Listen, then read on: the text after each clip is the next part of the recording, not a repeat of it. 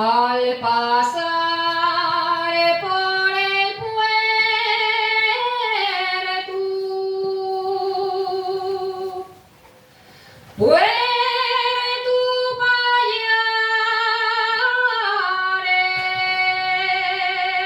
Pallares, me encontré con un viejo dando vaques. Yo como era tan viejo,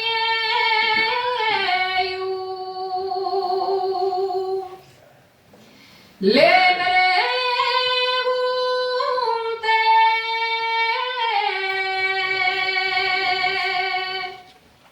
si quieres dormir la siesta.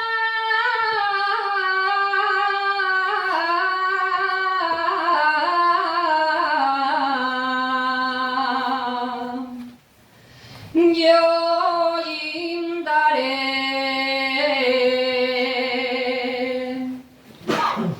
Y el viejo muy ufano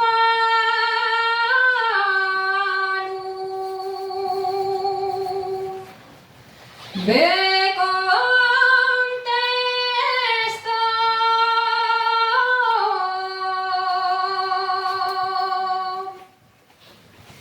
les vaques de mi casa